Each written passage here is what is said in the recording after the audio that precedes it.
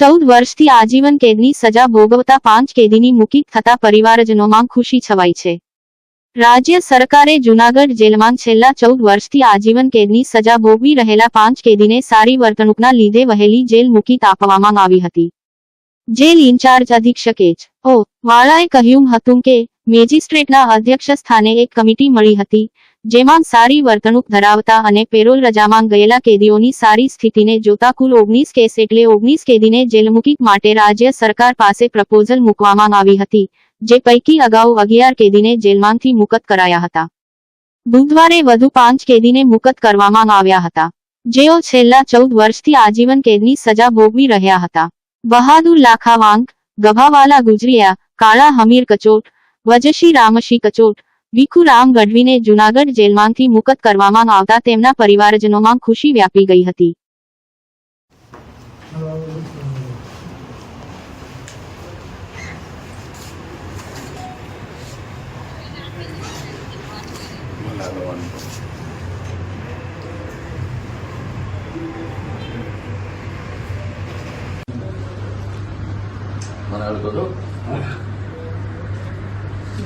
Passbook no खास photo passbook कोण पंजाबी रेको ना आमा हां બહુ રૂપિયા છે જોજો વાપરજો શાંતિથી હા કેટલા રૂપિયા વિડિયો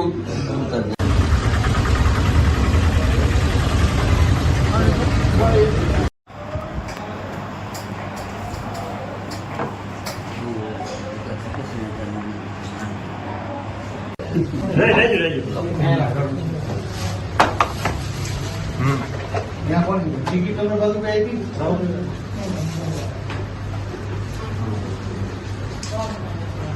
आवश्यक भी नहीं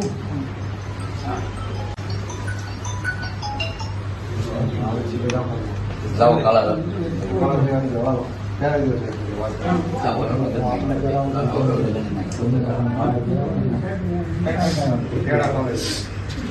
એના ખવડાવી દેવો ભલે એમાંથી ખવડાવે મો આપણે કહે તો મને વાંધો બેન બાય છે બાય બાય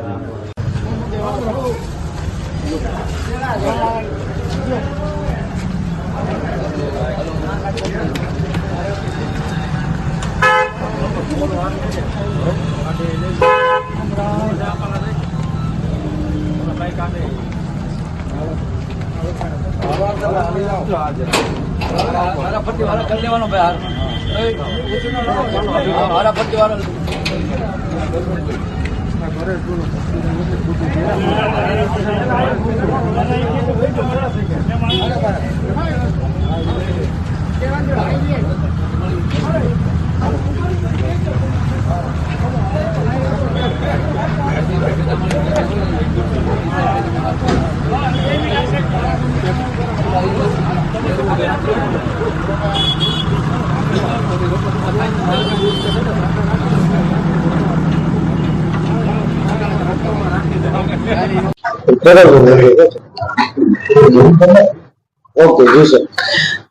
મારું નામ એચ.ઓ. વાળા, ઇન્ચાર્જ અધિક્ષક જૂનાગઢ જિલ્લા જેલ।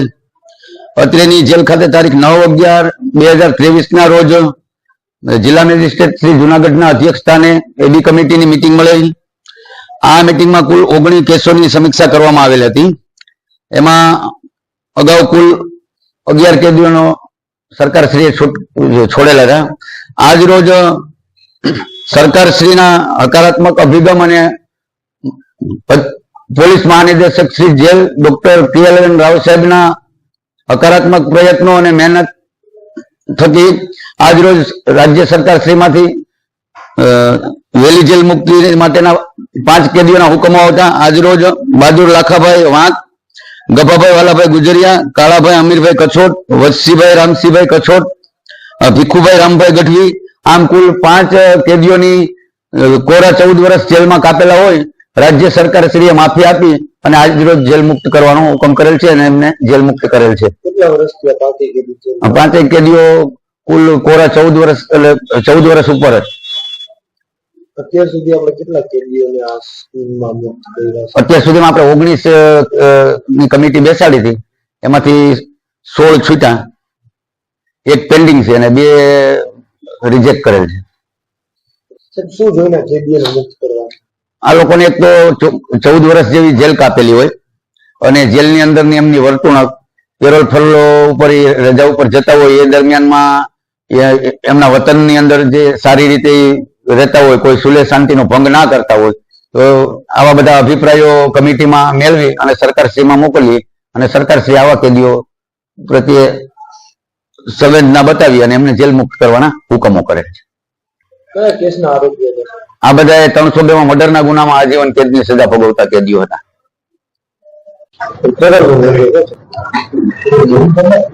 ઓકે જી સર. મારું નામ એચઓ વાળા, ઇન્ચાર્જ અધિક્ષક જુનાગઢ જિલ્લા જેલ.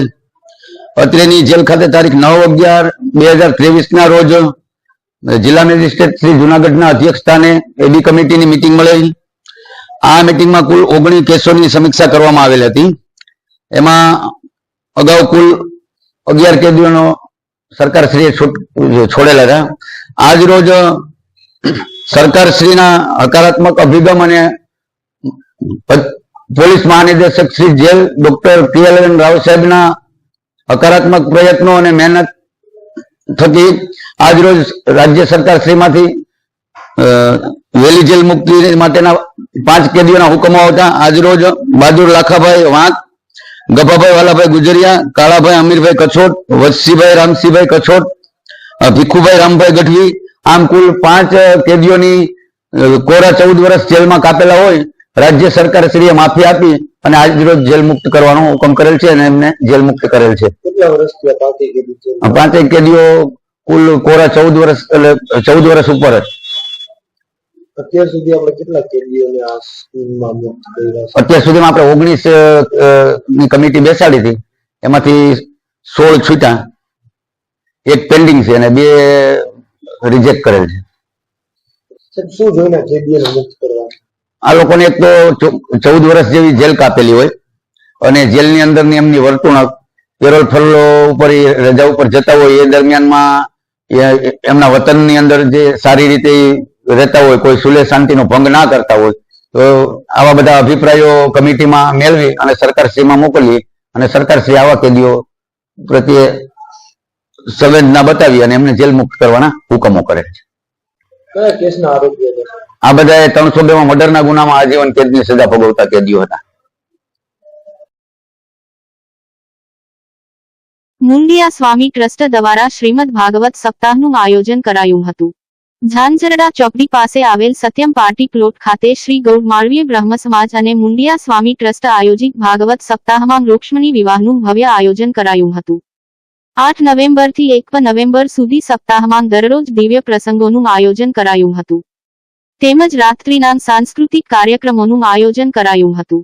રૂક્ષ્મણી વિવાહ પ્રસંગે બહોળી સંખ્યામાં ભાવિકો ઉપસ્થિત રહ્યા હતા અને આતશબાજી તેમજ રાસગરબા સાથે વરઘોડાનું આયોજન કરાયું હતું. રાજુભાઈ ભટ્ટ, નીરુબેન દવે, અવધ ભટ્ટ સહિતના કલાકારોએ લગ્નગીત રજૂ કર્યા હતા. આ તકે શૈલેષભાઈ દવે, મહેશભાઈ જોશી, કે ડી પંડ્યા, હસુભાઈ જોશી, શૈલેષભાઈ પંડ્યા સહિતના આગેવાનો ઉપસ્થિત રહ્યા હતા. ભાગવત સપ્તાહને સફળ બનાવવા જે કે ભટ્ટ, હરેશભાઈ ભટ્ટ, અજીતભાઈ પંડ્યા, નલિનભાઈ પંડ્યા, મહેશભાઈ ભટ્ટ, મિલનભાઈ ભટ્ટ, જતીનભાઈ ભટ્ટ, રાજુભાઈ પુરોહિત, વિનુભાઈ ભટ્ટ, કિરણભાઈ પુરોહિત સહિતની ટીમે જહેમત ઉઠાવી હતી.